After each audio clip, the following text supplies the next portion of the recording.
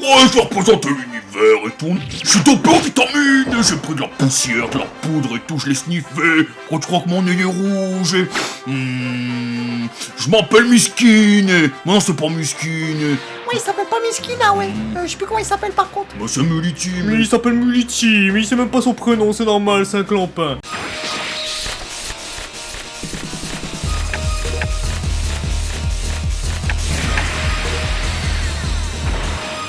Salut les Saiyans et bienvenue sur DB Times, vos vidéos sur Dragon Ball. On va revenir ensemble sur l'épisode 90 de Dragon Ball Super, que l'on va analyser bien sûr. On va aussi voir ensemble les multiples références qu'il y a eu à d'autres épisodes passés, ce que ça prépare également pour l'avenir, ainsi que le staff qui a œuvré sur cet épisode entre autres. Un épisode 90 qui fait donc suite au très discutable épisode 89 de la semaine passée, qu'on avait déjà traité dans un précédent DB Review, et pour cet épisode cette fois on a de l'impact et du vrai combat. Mais on va y revenir un peu plus tard. Pour l'heure, commençons déjà par parler du contenu de l'épisode, qui débute avec Gohan, qui médite sous la supervision de Piccolo. Petit clin d'œil à l'opening Genkai Toppa Survivor, puisque Gohan a retiré son dogi momentanément pour enfiler un survêt vert. Enfin, son survêt vert habituel. Ensuite, il part à la rencontre de son père et lui demande de l'entraîner.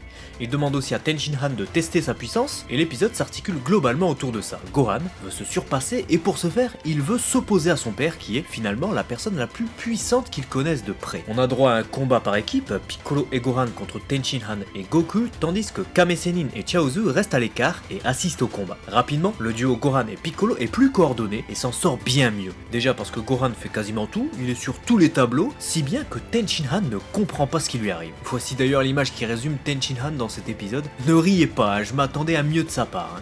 Le pauvre, ça fait 2 épisodes qu'il est pas super bien mis en valeur, alors qu'on attendait justement un retour en force de sa part et un bon power-up. Mais à côté de ça, Gohan et Piccolo, eux, ils y sont. Piccolo nous fait un Choba Kuretsumaha bien destructeur et Gohan, lui, plante les chauves dans la roche et résiste très bien à son père. D'ailleurs, à mesure que le combat avance, il intensifie son ki jusqu'à finir par se surpasser. Il débute à un niveau en dessous de ce qu'on lui connaissait et finit largement au-dessus. Encore une preuve que la puissance, ça dépend d'un instant, d'une émotion, d'une fluctuation. Ce n'est pas une ligne droite constante qui n'évolue pas au cours du combat, non, c'est bien plus complexe que ça. Mais malgré tous ces efforts, on a quand même Goku qui reste un dieu, et qui, à la fin, nous le fait comprendre en restant intouchable, à la fois symboliquement, mais aussi littéralement à travers cette petite séquence.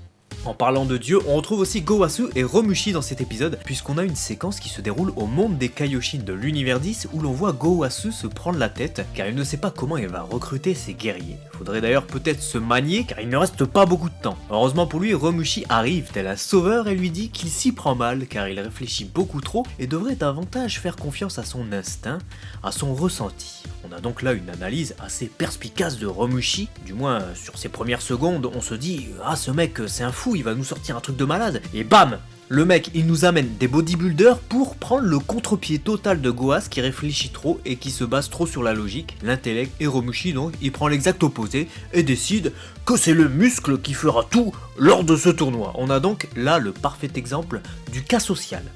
En tout cas, l'humour est bien dosé et on comprend rapidement qu'on a affaire à un univers de P4. Déjà, Goas est totalement tourné en dérision dans cette scène, même son seiyuu le joue de manière à renforcer cet effet, et je ne parle même pas de Mulitim, le leader des guerriers de l'univers 10, car oui, déjà il y a les 10 guerriers qui sont réunis, bien que Mulitim soit le seul dévêtu, enfin le seul, qui ne soit pas encapuchonné on va dire, et Mulitim est un clown. Outre le fait qu'il ressemble à un moine bodybuildé avec une tête comme certains l'ont fait remarquer en commentaire, il a une tête un peu spéciale et Mulitim pourrait bien provenir du japonais Mulichimu qui en japonais signifie équipe inutile, en gros une équipe d'incapables quoi. Ça en dit long sur ce que pourrait donner cette team de l'univers 10 et le gag sur les protéines avec Mulitim qui coupe Gowasu en plein milieu de son discours d'encouragement était aussi très savoureux et totalement dans l'esprit de Dragon Ball. On pourrait bien d'ailleurs avoir le retour de ce gag en plein combat durant le tournoi, ce qui pourrait justement provoquer leur expulsion rapide du ring par les autres combattants. Notons aussi que Kus, l'assistante de Romushi, vient enfin de parler. Elle présente les guerriers de l'univers 10, ou du moins Mulitim, et à ma grande surprise, surtout après avoir lu sa fiche sur le site officiel de Toei Animation, eh bien elle n'a pas encore donné son avis sur quoi que ce soit en fait, qu'il s'agisse des guerriers sélectionnés, de Goas ou des propos de Romushi, elle a juste en fait présenté vite fait le truc, et sa seiyuu est Hiromi Konno. et c'est d'ailleurs son premier rôle majeur sur Dragon Ball. Bref, voilà pour les principales séquences de cet épisode, car oui, il n'y a finalement que 2 points majeurs dans cet épisode, Gohan qui cherche à se confronter à son père et les combattants de l'univers 10 qui sont choisis. Mais malgré ça, King Liu, au scénario, a réussi à nous sortir quelque chose de bien tenu et d'aéré, avec des références encore une fois à des faits découverts dans l'œuvre originale et les anciennes séries, et on a aussi le retour des techniques, comme par exemple le Chobakuretsumaha, ou encore le Kikoro, des techniques utilisées dans Dragon Ball. On a aussi le retour du caractère sérieux de Gohan qui veut se confronter à son père. La personnalité de Piccolo et de Tenshinhan sont d'ailleurs super bien respectées au millimètre. Le Gohan qui arbore enfin un sourire à la toute fin de l'épisode quand il est en pleine possession de ses instincts Saiyan et qui nous rappelle justement ce Gohan là, content de pouvoir se donner à fond dans un combat. Bref, un joli travail sur un épisode qui peut se résumer en un synopsis de 2 phrases certes, mais qui jamais ne pourrait donner une idée de tout ce qu'on a ressenti en regardant cet épisode, tellement il était riche, et cela nous a été apporté par tous les intervenants qui en ont fait un épisode à ne pas louper, sûrement le meilleur actuellement de ces épisodes filler qu'on a depuis quelques semaines. Je mettrai donc 16 sur 20 au scénario. Même au niveau des combats, c'était vraiment très intense. En fait, c'est bien simple, à plusieurs occasions dans DBS, je me suis dit que ça manquait d'intensité, qu'on voyait pas les décors exploser, la terre se fissurer, la planète trembler. Et bien là, tout y est dans cet épisode. Toei Animation a tenu compte de ces manques et les a intégrés à cet épisode pour nous offrir une réalisation de combat à la hauteur de ce qu'il manquait jusqu'alors, et surtout à la hauteur du pouvoir des guerriers qui combattent. On se souvient tous du combat entre Goku Super Saiyan 2 et Majin Vegeta dans Dragon Ball Z, c'était explosif, et bien là, on retrouve un peu de ça avec le sol qui se brise, les cratères se forment au fur et à mesure du fait de leur puissance, la terre tremble, si bien que même à Capsule Corporation on ressent l'impact des puissances de Goku et Gohan qui s'opposent. Bref, c'était vraiment bien géré. On a clairement les tremblements de l'écran qui renforcent l'intensité et la puissance qui se dégage de ce combat et donnent une impression d'immersion totale. On a aussi une animation de combat très dynamique et impactante qui donne un effet de puissance et une réale au top avec des effets d'explosion de l'environnement, les cailloux qui volent, les cailloux qui volent, on avait plus ça depuis quand? J'ai l'impression de me retrouver dans le 6ème film Dragon Ball Z quand je vois cette scène où la roche s'envole rien que sous l'effet des puissances des combattants qui sont pourtant encore sous leur forme normale.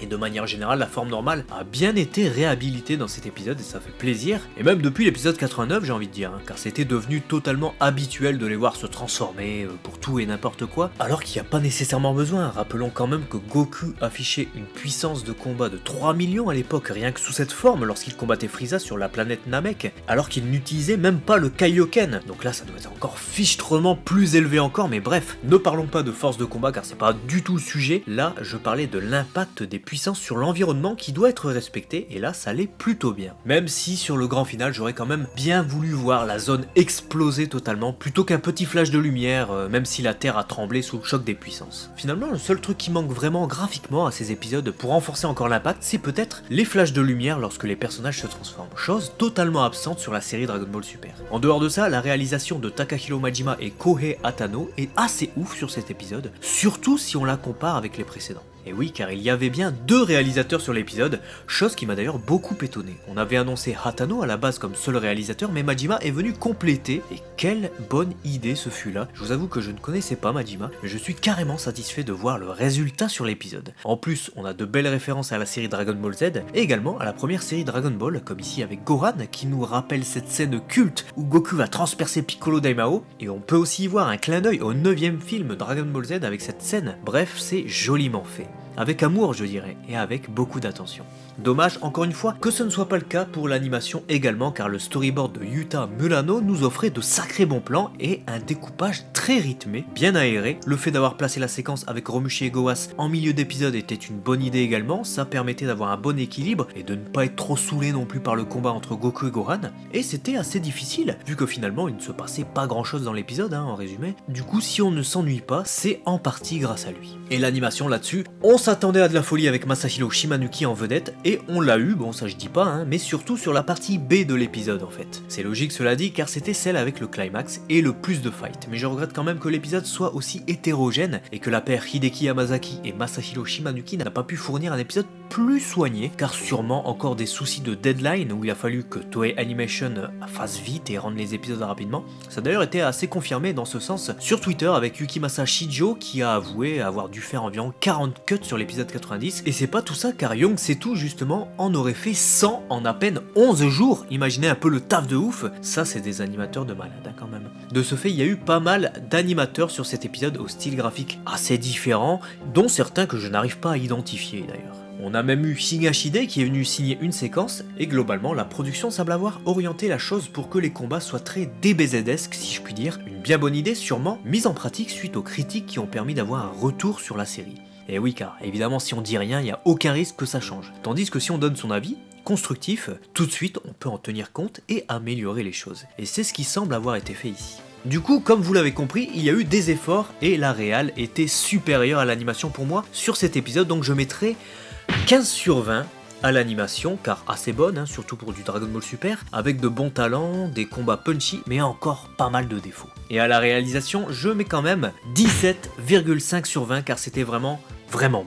Niveau bande-son, les musiques étaient vraiment bien choisies, mais aucune ne m'a vraiment marqué finalement. Hein. J'étais pourtant bien dans l'ambiance, mais j'étais surtout plongé dedans grâce au bruitage super impactant et aux seiyuu comme Masako Nozawa sur Goku et Goran qui a donné du sien et qui nous a offert des prouesses techniques dont elle seule a le secret. Et les bruitages qui sont eux aussi de mieux en mieux dans la série. Alors qu'ils étaient inaudibles tout au début de la série, hein, Dragon Ball Super, puisque on était choqués à l'époque de voir que c'était pas les mêmes bruitages que Dragon Ball et Dragon Ball Z, et bien là ça tend à se rapprocher des anciens. Donc ça fait toujours plaisir de voir cet effort. En plus il y a de l'impact, donc on se sent encore plus proche de ce qu'on ressentait en regardant la série Dragon Ball Z par exemple. Donc facilement 17 sur 20 pour cette bande son, surtout que les quelques thèmes musicaux utilisés bien que pas très marquants, outre mesure sur cet épisode en tout cas, font tout de même partie des meilleurs thèmes musicaux de Sumitomo, comme par exemple le thème du Super Saiyan Blue, qui reste pour moi un des meilleurs thèmes de la série, mais qu'on commence maintenant à connaître pas mal, donc j'irai pas jusqu'à le souligner tous les épisodes non plus. Émotion, intensité, je mets 17 sur 20. L'épisode m'a embarqué, j'en demandais pas moins. Salut les CN, j'espère que vous avez kiffé cet épisode. En tout cas pour ma part, vous allez voir que moi, c'était vraiment la grosse hype du début à la fin. Scénario, que dire? Waouh, juste waouh, de la profondeur, de la hype. On commence l'épisode avec un Goran déterminé qui vient chercher son père jusque dans un resto. C'est dire qu'il est déter le gars. On nous présente ensuite un combat en tag battle reprenant les règles du tournoi 2 contre 2 et pas n'importe quel duo. Goku et Tenshinhan, autant direct mettre le lien sur DB et sa nostalgie. Et Goran Piccolo, l'alliance limite parfaite entre eux, le maître et l'élève. Ça s'enchaîne de partout, ça explose, chacun se donne à fond, comprenant l'enjeu du tournoi. Et ce combat duo finalement se transforme rapidement en un Goran contre Goku où chacun se promet un combat dantesque. Et quel combat putain! Enfin, oui, enfin les puissances sont respectées. Un Gohan Goku qui font jeux égales, Goku qui passe en Super Saiyan 2 face à un Gohan qui prêtait à croire d'être dépassé, alors que pas du tout, poussant Goku à devoir claquer sa transfo en Super Saiyan Blue jusqu'au Kaioken pour réussir à dépasser son fils. On sent l'évolution des persos, on sent le niveau de Gohan qui approche celui d'un dieu, et il aura fallu finalement atteindre un niveau divin pour le surpasser. Oui, totalement dépassé face au level divin du Super Saiyan Blue de son père. Ça redore enfin le blason du Super Saiyan Blue, rappelant à tous quel était son vrai level, et ça redonne enfin cette superbe haut niveau Super Saiyan Blue. Et d'un autre côté, pour Gohan, le fait qu'ils disent vouloir être et devenir une forme ultime que personne n'a jamais vue, ça laisse ouvert le champ des possibilités de Gohan. Quel niveau aura-t-il s'il atteint un jour une forme divine?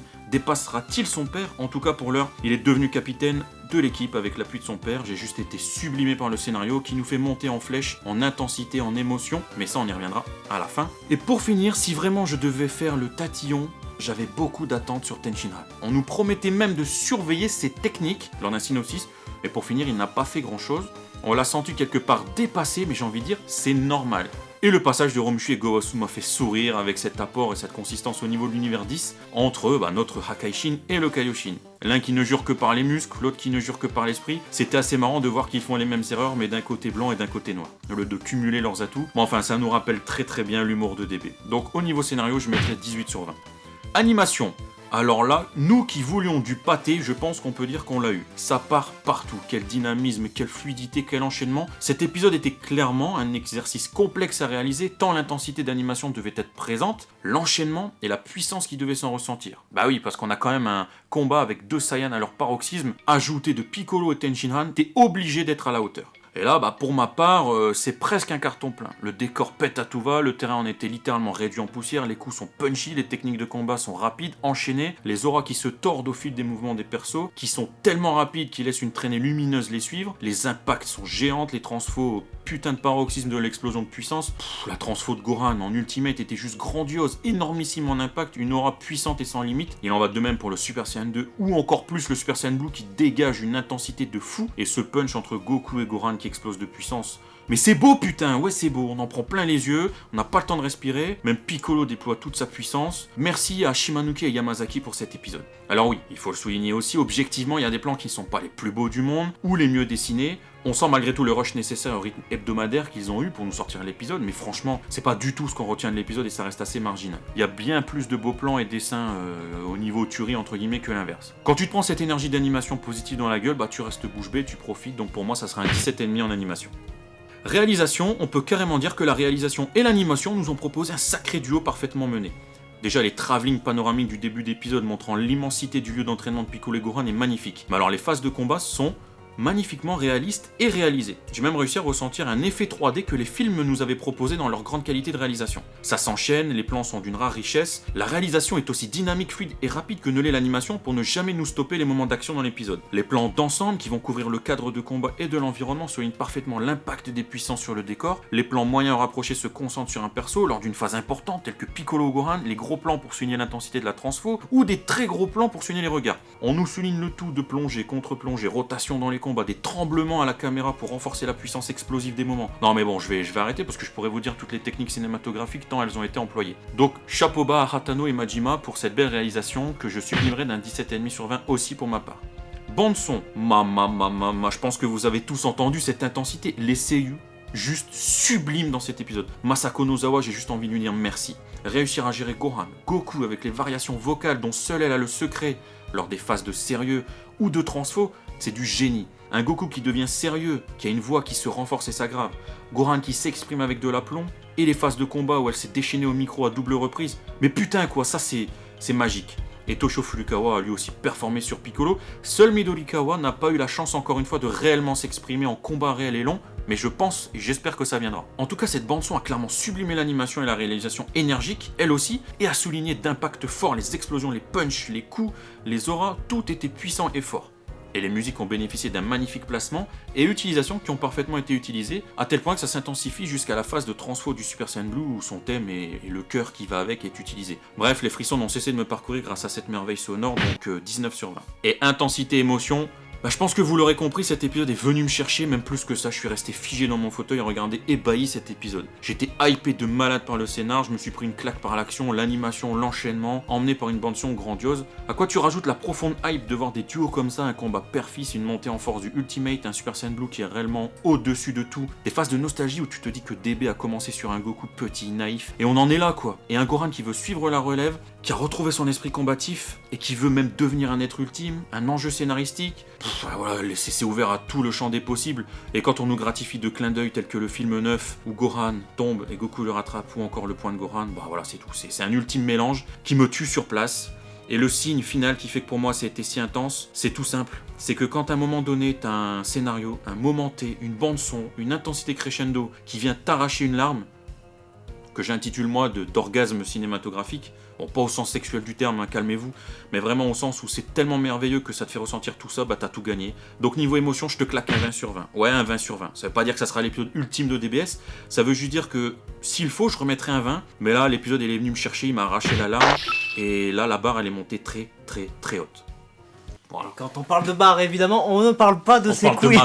On parle de ma qui a claqué comme ça dans l'épisode. Voici donc la place de cet épisode au sein du classement actuel, suite au DB Review où on donne nos notes après les analyses évidemment. C'est une très bonne place, hein, franchement, on va pas se le cacher, c'est pas étonnant hein, au vu de l'épisode. Dragon Ball Super évolue bien sur beaucoup de plans et je trouve que c'est de bon augure pour la suite. La série a aussi eu un nouveau manager sur la production apparemment, et j'attends de voir si ça va influer positivement ou non. En tout cas, on va vite le savoir. N'hésitez pas à partager en masse pour faire connaître toutes ces informations sur Dragon Ball Super, sur le staff, sur la production, sur comment évolue la série également, et pour faire connaître la chaîne, hein, si vous aimez Dragon Ball et si vous voulez avoir d'autres passionnés pour en discuter avec vous, c'est comme ça que ça peut faire connaître la chaîne, les commentaires, les likes, les partages. Merci également à tous ceux qui nous tipent et qui nous soutiennent sur Tipeee, c'est très important pour nous. On se retrouve très vite pour une prochaine vidéo, dès demain d'ailleurs, et je vous dis matane. Toi, tu n'es pas très intelligent, apparemment. C'est moi qui dois me charger de tout, tu vois. Donc, à contrario, qu'est-ce que j'ai fait, moi? Eh ben, j'ai été voir des gros costauds dans une salle de muscu. Ouais, salle de musculation. Ouais, t'as été à l'orange J'ai eu bleu. un abonnement à 20 € par mois. Ouais, Domios. Ouais, Domios. Et maintenant, j'ai des gros biceps comme lui.